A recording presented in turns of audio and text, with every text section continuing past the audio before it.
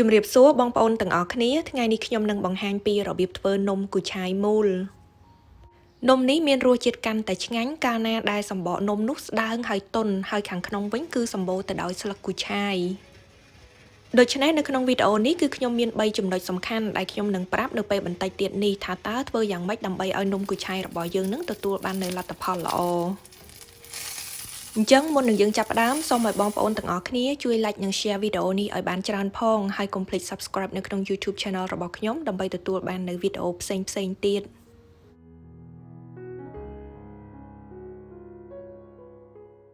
ចាឥឡូវនេះគឺយើងនាំគ្នាមកមើលគ្រឿងផ្សំក្រុមទី1សម្រាប់ធ្វើសម្បកនំមានដូចជាម្សៅអង្ករខ្សាយនឹងចំនួន1ខាប់ឬក៏130ក្រាមម្សៅឆាគឺមានបរិមាណដូចគ្នាចំណែកឯម្សៅដំណើបក៏ដូចគ្នាដែរបន្តមកទៀតស្ករស1ស្លាបព្រាកាហ្វេអំបិលកន្លះស្លាបព្រាកាហ្វេហើយនិងទឹកចំនួន500មីលីលីត្រឬក៏2ខាប់នេះគឺជាគ្រឿងផ្សំក្រុមទី2សម្រាប់ធ្វើស្នូលមានដូចជាស្លឹកគូឆាយនឹងចំនួន500ក្រាមឬក៏5ខាំទឹកប្រេងខ្យងចំនួន3ស្លាបព្រាកាហ្វេខ្ទឹមចិញ្ច្រាំម៉ដ្ឋចំនួន4កំពឹស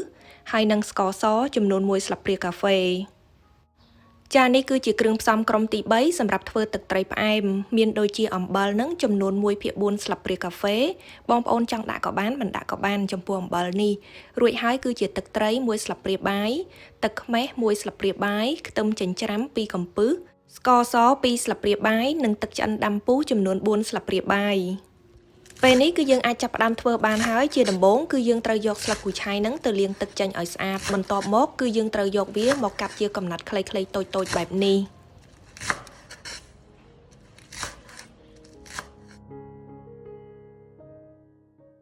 ស្លឹកគូឆាយរបស់យើងគឺបានកាត់រួចរាល់ហើយអញ្ចឹងយើងនាំគ្នាយកវាទៅឆាទាំងអស់គ្នាជាដំបូងគឺយើងត្រូវចាក់ប្រេងឆាបន្តិចចូលទៅរួចហើយនឹងខ្ទឹមចិញ្ច្រាំបន្ទាប់មកត្រូវឆាខ្ទឹមនោះឲ្យវាឡើងក្រហម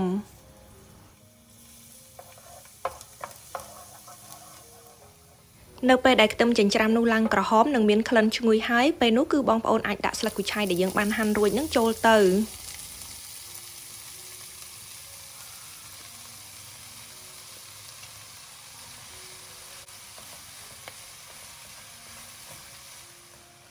បន្ទាប់មកត្រូវចាក់ស្ករសជាមួយនឹងទឹកប្រេងខ្យងនោះចូលទៅរួចហើយត្រូវឆាត្រឡប់នៅលើភ្លើងនឹងប្រហែលជា3នាទីវាជាការស្រេច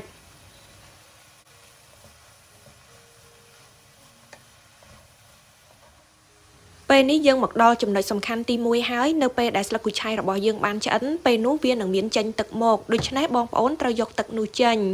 មូលហេតុដែលខ្ញុំត្រូវយកទឹកចេញព្រោះថាប្រសិនបើយើងទុកនៅពេលដែលយើងយកវាទៅខ្ចប់ជាមួយនឹងម្សៅវាអាចធ្វើឲ្យម្សៅនោះសើមបានហើយនឹងធ្វើឲ្យធ្លាយចាអញ្ចឹងគឺយើងទុកស្លឹកគូឆាយនោះមួយឡែកឥឡូវនេះគឺយើងនាំគ្នាមកលាយម្សៅដើម្បីធ្វើសម្បកនំជាដំបូងគឺយើងត្រូវចាក់ម្សៅអង្ករខ្សាយម្សៅឆាហើយនិងម្សៅដំណើបនឹងចូលទៅ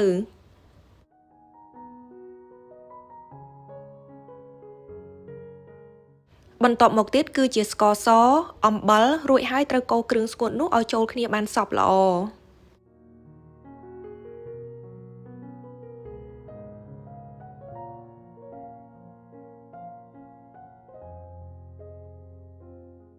រួចត្រូវចាក់ទឹកដែលយើងបានត្រៀមទុកនឹងចូលទៅបន្ទាប់មកគឺត្រូវកូររហូតដល់ម្សៅនោះលែងមានដុំៗនៅក្នុងនោះទៀត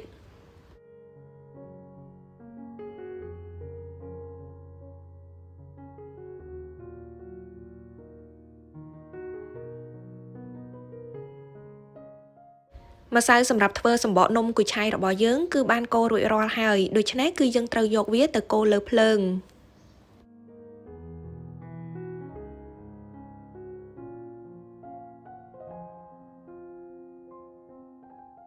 នៅពេលដែលយើងយកម្សៅនោះមកកូរនៅលើភ្លើងគឺយើងត្រូវប្រើភ្លើងដែលទាបជាងគេយើងត្រូវកូរទឹកម្សៅនៅលើភ្លើងហឹមនឹងរហូតដល់ម្សៅនោះក្លាយទៅជាដុំស្អិត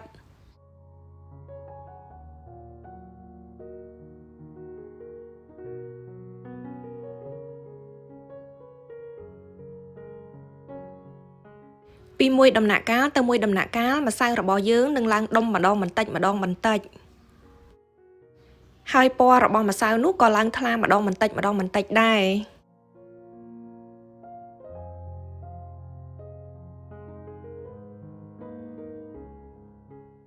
ឥឡូវនេះម្សៅរបស់យើងគឺបានคล้ายទៅជាដុំស្អិតហើយក៏ប៉ុន្តែគឺយើងអត់ទាន់ឈប់ទេគឺយើងត្រូវបន្តកូរវាបន្តិចទៀតដើម្បីឲ្យវាស្ងួតជាងនេះ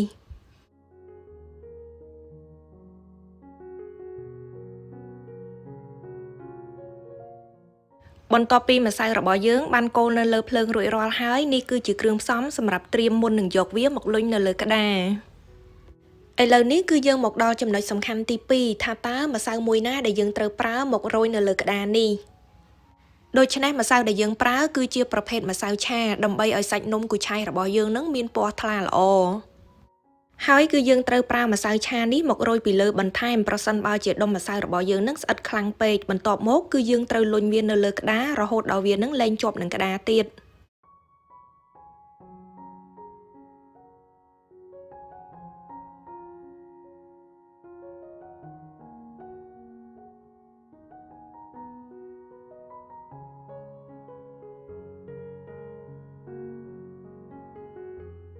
ចាឥឡូវនេះម្សៅសម្បកនំគូឆាយរបស់យើងធ្វើបានរួចរាល់ហើយអញ្ចឹងយើងត្រូវលុញវាទៅជារាងមូលទ្រវែងរួចហើយកាត់វាជាដុំតូចៗ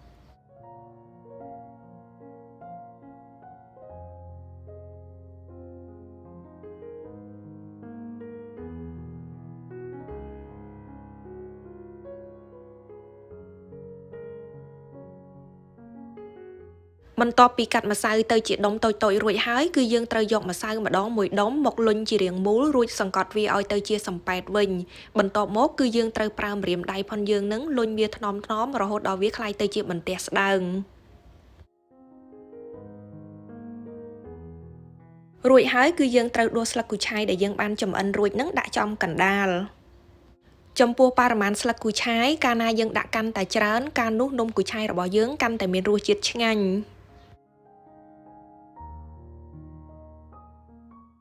ចំពោះការវេចខ្ចប់នំគូឆាយនេះគឺបងប្អូនចង់ប្រើក្បួនបែបម៉េចក៏បានដែរអ្វីដែលសំខាន់ធ្វើម៉េចឲ្យនំនោះជិតហើយចំពោះខ្ញុំគឺខ្ញុំបានប្រើមេដៃជាមួយនឹងចង្អុលដៃដើម្បីរុញម្សៅនោះ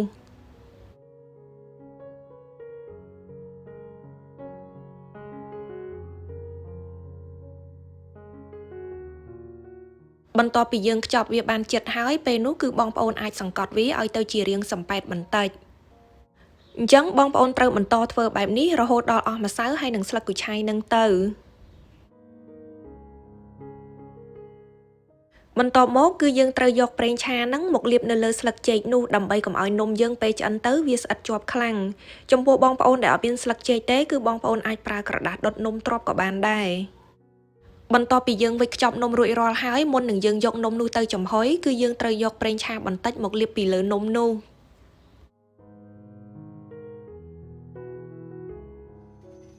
នៅពេលដែលទឹកយើងបានពុះហើយពេលនោះគឺយើងអាចដាក់នំគូឆាយចូលបានហើយយើងត្រូវដាក់នំនោះចំហុយរយៈពេល15នាទី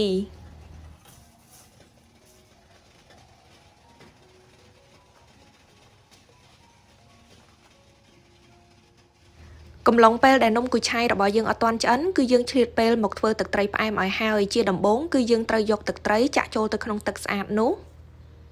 បន្ទាប់មកទៀតគឺជាទឹកខ្មេះឬមួយក៏បងប្អូនអាចប្រើជាទឹកក្រូចឆ្មាជំនួសវិញក៏បានដែរ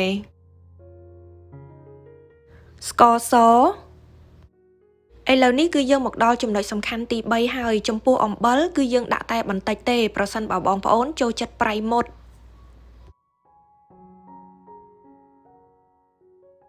បន្ទាប់ពីស្ករហើយនិងអំបិលបានរលាយល្អហើយពេលនោះគឺយើងអាចដាក់ខ្ទឹមចិញ្ច្រាំនោះចូលទៅបានវាជាការស្រេច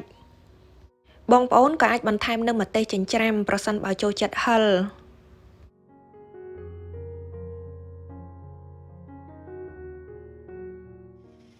ចាឥឡូវនេះនំគូឆាយរបស់យើងក៏បានឆ្អិនរួចរាល់ហើយដែរ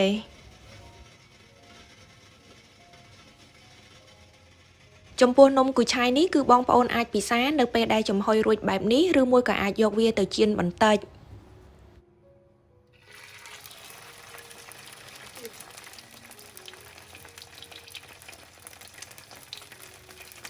ចំពោះខ្ញុំគឺខ្ញុំចូលចិត្តយកនំគូឆាយនោះទៅចៀនឲ្យវាឡើងក្រហមទាំងសងខាងពេលនោះវានឹងមានសាច់ស្រួយល្អ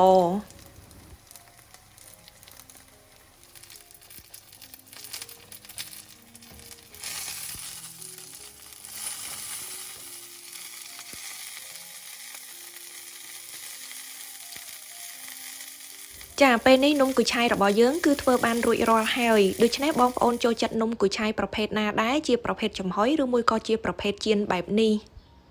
អញ្ចឹងក៏សូមអរគុណទុកជាមុនសម្រាប់ការសរសេរ comment ឆ្លើយតបត្រឡប់មកវិញហើយចាំជួបគ្នានៅក្នុងវីដេអូបន្តទៀតអរគុណច្រើនជម្រាបលា